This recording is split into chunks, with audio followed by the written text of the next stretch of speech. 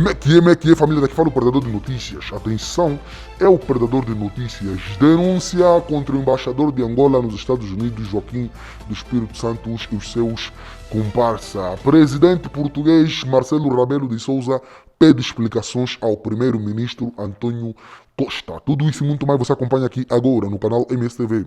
A TV que chega até você, a TV que não bajula você, mas ninguém. E a família, segundo escreve aqui o site MSTV, por intermédio de fonte fidedigna, é isso mesmo. Denúncias continuam contra o embaixador de Angola nos Estados Unidos da América, Joaquim Sebastião do Espírito Santo e os seus comparsas. Família, temos aqui uma fonte muito fidedigna que está nos passando todos os detalhes, mano. Vou passar aqui alguns documentos. Vamos lá ver aqui a matéria completa. Ok, let's get it. Por pessoas de alta confiança dentro do Ministério das Relações Exteriores recebemos várias denúncias que estão a ser feitas contra o então embaixador Joaquim do Espírito Santo. O seu comportamento é muito peculiar ao de seu irmão Narciso do Espírito Santo. Segundo a nossa fonte próxima ao Mirex, o embaixador dos EUA Joaquim Espírito Santo e seu financeiro Nordine Almeida despediram mais de 8 funcionários de recrutamento local e desfez-se de vários diplomatas com o argumento de redução do pessoal devido às dificuldades que o país enfrenta face à Covid-19. Vários funcionários locais foram despedidos sem receberem as suas compensações legítimas estipuladas por lei em Angola. O embaixador e o seu financeiro entenderam acabar com pessoas que não eram de seu agrado dentro da embaixada e assim poderem saquear o erário público para as suas necessidades privadas. Segundo a nossa fonte, já era a intenção do próprio embaixador acabar com a presença de funcionários locais e mesmo há de alguns diplomatas que o mesmo não se revia. O afastamento de funcionários locais aconteceu devido a promessas que este fez em Angola a várias pessoas da sua família e familiares de amigos. Há um aumento de descontentamento muito grande por parte das pessoas despedidas sem honra. O embaixador foi aconselhado pelo seu financeiro a não olhar na lei angolana, com o argumento de que muitos destes angolanos despedidos preferiram emigrar para os Estados Unidos à sua própria custa e fugirem de Angola em busca de melhores condições de vida. Por isso devem procurar emprego nas instituições americanas. Para o mesmo financeiro Nordine Almeida, o Estado angolano não tem que se preocupar com indemnizações porque já os ajudou bastante durante o tempo em que trabalharam para a embaixada e agora chega.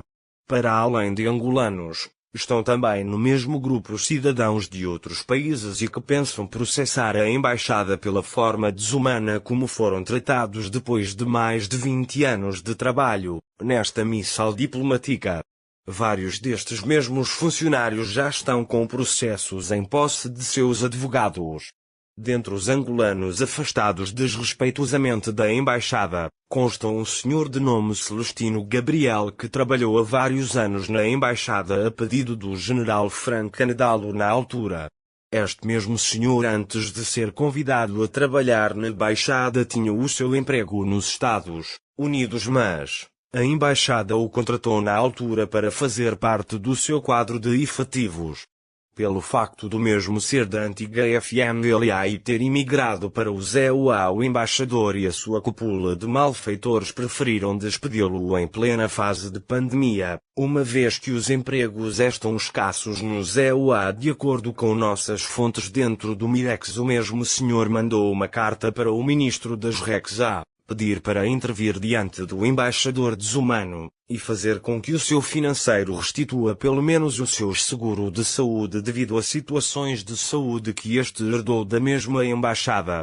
Neste grupo está também uma senhora Olga Mundula, uma antiga militante da UNITA que foi para a Embaixada de Angola nos EUA transferida como funcionária local por esta ter já sido residente nos EUA. Segundo a nossa fonte dentro do Mirex, o embaixador Espírito Santo não a quer nem pintada na embaixada por ser do Galo Negro e pensa ser uma peça fundamental para Adalberto da Costa Júnior, o ACJ, que está a tirar sono do próprio JLO e seus lusatis sem vergonha.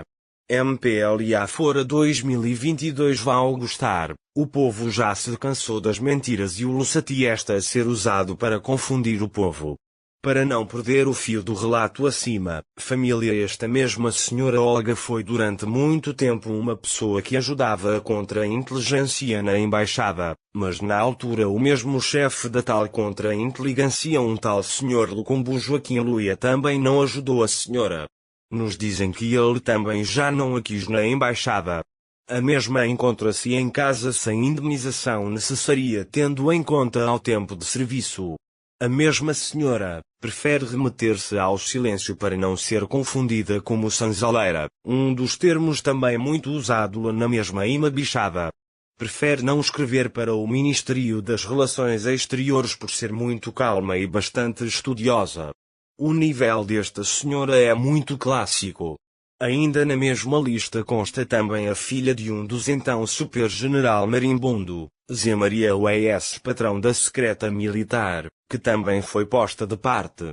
Mais uma vez foi igualmente o Conselho do Adido Financeiro Nordino ao embaixador, alegando falta de respeito da mesma e por ser filha de quem se trata.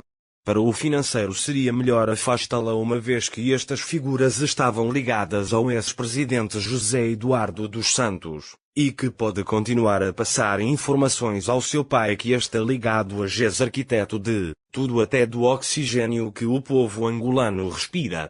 Pouca vergonha, queremos o MPLA fora em 2022, estamos cansados destas incompetências.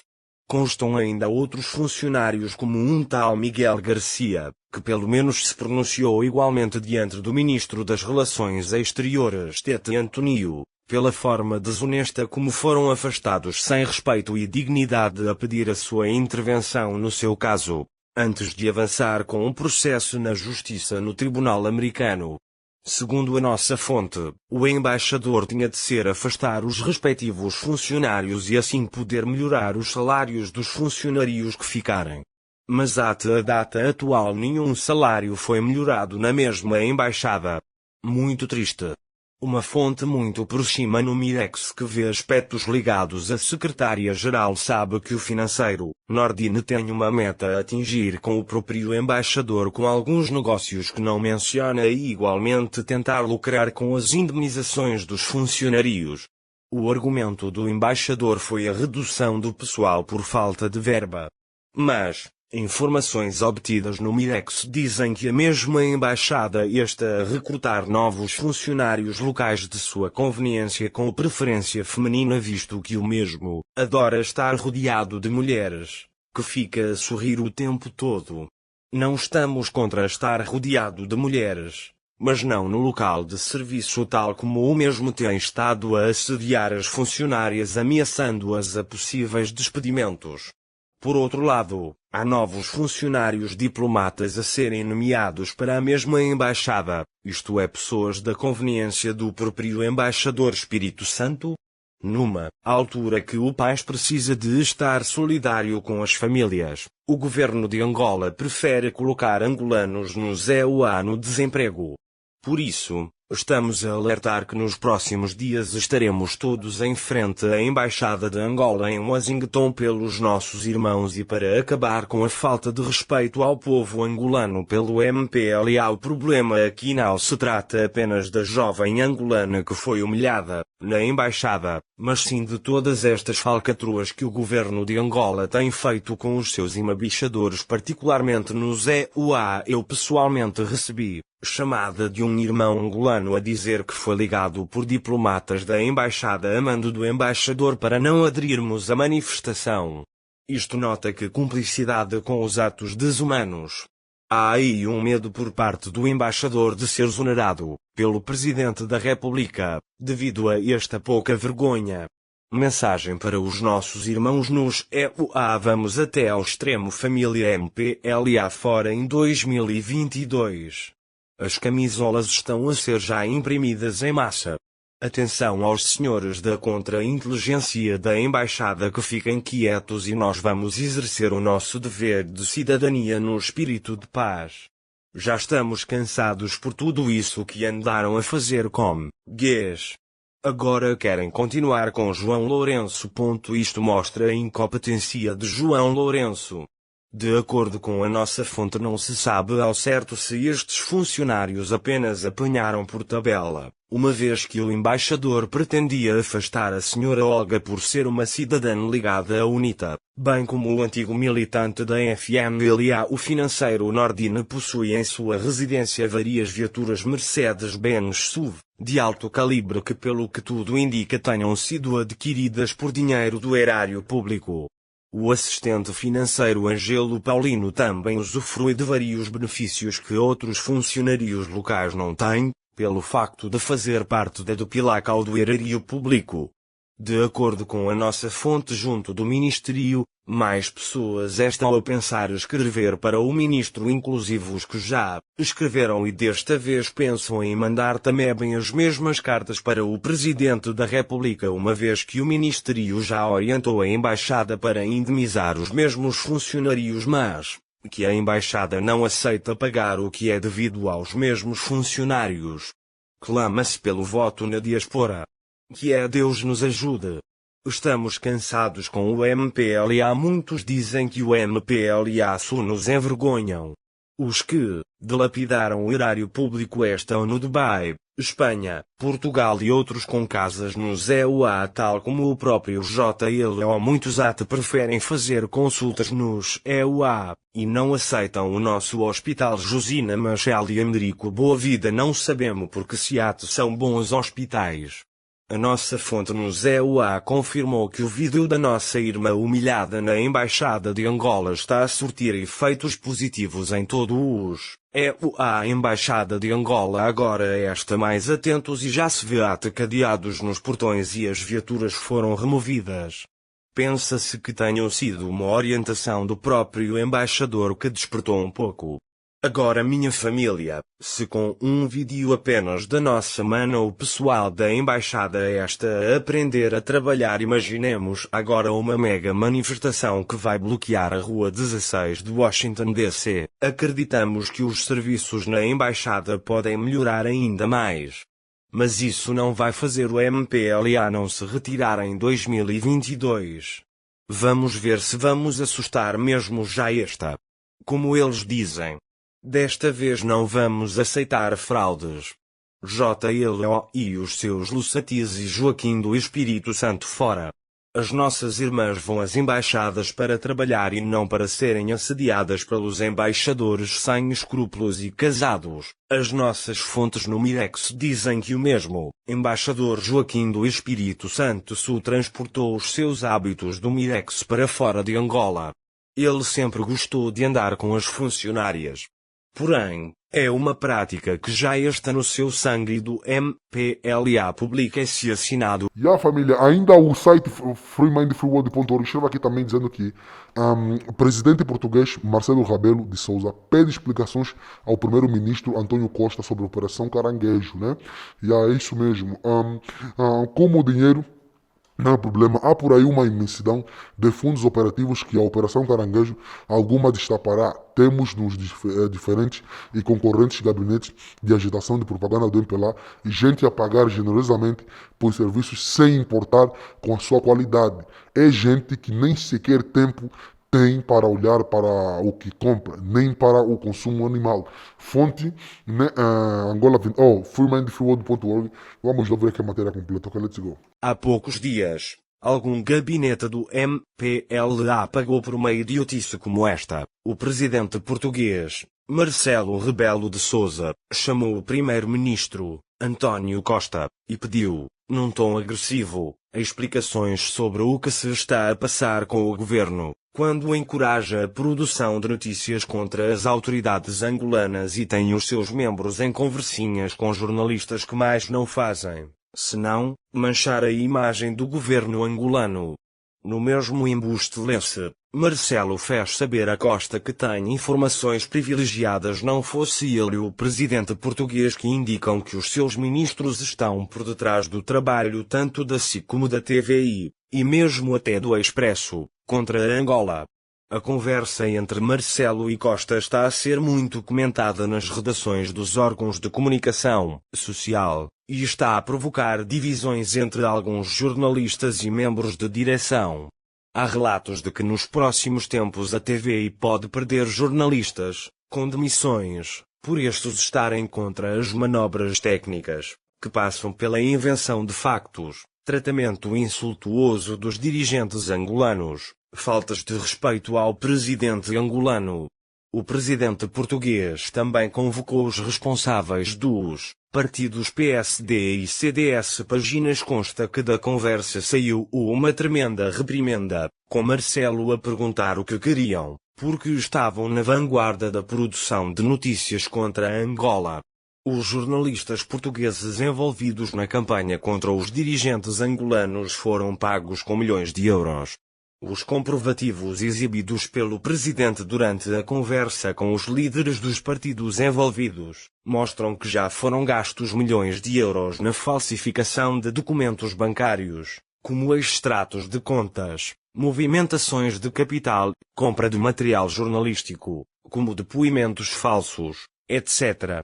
No sistema político português não há aqui espaço a que Marcelo Rebelo de Sousa chame o primeiro-ministro para, em tom agressivo, pedir-lhe explicações sobre o que se está a passar com o governo, quando encoraja a produção de notícias contra as autoridades angolanas e tem os seus membros em conversinhas com jornalistas que mais não fazem, senão manchar a imagem do governo angolano quanto o embusteiro quanto o abastado comprador de embustes. Esqueceram-se de um pequeno detalhe: o sistema político português combina o semipresidencialismo e o parlamentarismo, em que cabe ao governo, chefiado por um primeiro-ministro, a condução da política geral do país.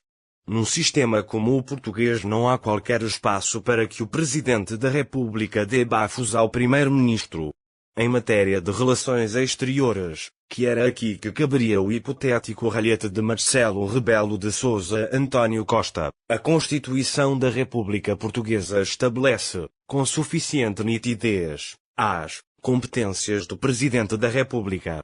Está lá escrito que, nas relações internacionais compete ao Presidente da República, a nomear os embaixadores e os enviados extraordinários, sob proposta do Governo, e acreditar os representantes diplomáticos estrangeiros, b. ratificar os tratados internacionais, depois de devidamente aprovados, c. declarar a guerra em caso de agressão efetiva ou iminente, e fazer a paz, sob proposta do Governo, ouvido o Conselho de Estado e mediante a autorização da Assembleia da República, ou, quando esta não estiver reunida nem for possível a sua reunião imediata, da sua comissão permanente. Como se vê, não há aqui espaço a que Marcelo Rebelo de Sousa chame o primeiro-ministro para, em tom agressivo, pedir-lhe explicações sobre o que se está a passar com o governo, quando encoraja a produção de notícias contra as autoridades angolanas e tem os seus membros em conversinhas com jornalistas que mais não fazem, senão manchar a imagem do governo angolano. Dar bafos ao governo só é possível neste nosso atípico sistema, que atribui a uma mesma pessoa as competências de Presidente da República, chefe de Estado, comandante em chefe das Forças Armadas chefe do governo. E nem mesmo neste nosso pedaço, muito próximo de uma república de bananas, seria possível um cenário em que o Presidente da República desse bafos ao Primeiro-Ministro. Primeiro porque não temos Primeiro-Ministro e, segundo e decisivo, porque o Presidente da República é, também, o dono, suavizado na Constituição pelo adjetivo titular, do Governo, redundantemente designado Poder Executivo. Portanto, alguém vendeu e alguém comprou o peixe podre. Quando ganho sem qualquer esforço, o dinheiro permite-se crueldades como a de ser manuseado por mãos orientadas por cabeças ocas ou ir parar a bolsos imerecidos. Em Angola, há milhares de angolanos que, se ouvidos, poderiam alertar os gapis, Cipras e outros que o peixe vendido por um tal Mário António Lisboa nem para consumo, animal Família, o vídeo de hoje foi esse. Acho que vocês sabem fazer, se inscrevam no canal, ativem as notificações, partilhem o vídeo, comentem, porque isto também é notícia. Vocês não sabiam, estão a saber a partir de nós, então é notícia. A nossa campanha para aprender a família de Santos, para aprender a família Neto, a família de Lou continua. Os nossos contactos para parceria, divulgação e denúncias estão na descrição dos nossos vídeos, que essa opinião que é muito importante. É do dia, todo mundo, até o próximo vídeo, a minha TV, que chega até você, a TV que não baixa para você, mano.